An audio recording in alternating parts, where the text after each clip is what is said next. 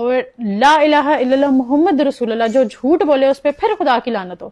جو یہ social media پر ہے یہ اصلیت نہیں ہے, یہ وہ نہیں ہے, یہ بالکل بالکل ڈفرینٹ ہے.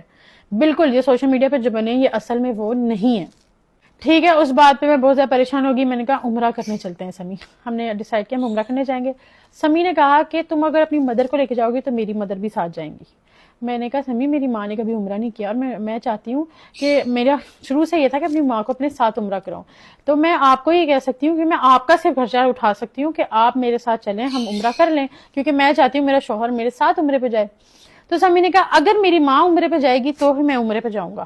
میں نے پھر اس کے بعد سمی سے کوئی بات نہیں کی. میں نے اپنا ماما کا ویزا لگوایا, میں عمرے پہ چلی گئی. اس بات پہ سمی کی میری بہت لڑائی ہوئی. سمی نے کہا تم نے مجھے کیوں نہیں بتایا, تو مجھے کیوں نہیں لے کر گئی.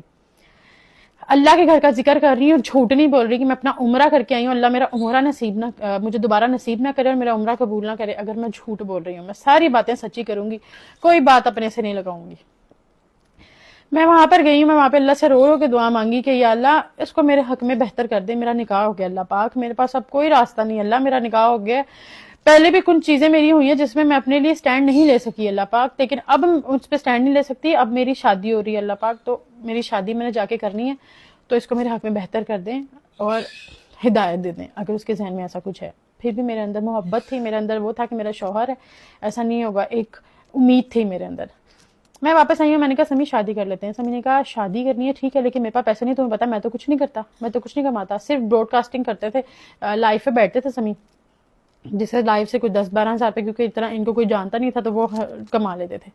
ٹھیک ہے, تو میں تو کچھ کرتا نہیں, میرے پاس تو پیسہ نہیں ہے. میں نے کہا اچھا کوئی بات نہیں, میں کر لیتی ہوں خرچہ شادی کا, کیونکہ مجھے کوئی فرق نہیں پڑتا تھا کہ میں اپنے شوہر کو کوئی پیسے دے رہی ہوں, اس میں کوئی بڑی بات نہیں ہے. میں اپنے شوہر کو سپورٹ کر رہی ہوں, نہ ہی میں یہ کہہ رہی ہوں کہ بہت بڑی بات ہے. میں صرف یہ بتا رہی ہوں جو فیکٹ ہے وہ فیکٹ ہے, اس کو ماننا چاہیے, جھوٹ نہیں بولنا چاہیے بس.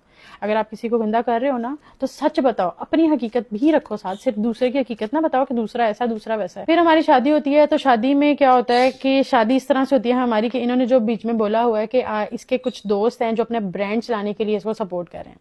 جن دوست کی یہ بات کر رہے ہیں نا کہ اس نے اس کو برانڈ چلانے کے لیے اس کو سپورٹ کر رہا ہے, اس لڑکی نے, اس میری دوست نے اپنے برانڈ کی پروموشن کے لیے مجھے پیسے دیے, مجھے پے کر کے پروموشن کروائی. ان ساری پیمنٹ سے, ساری جتنی بھی میں نے پروموشنز کی, ان ساری پیمنٹ سے ہماری شادی ہوئی.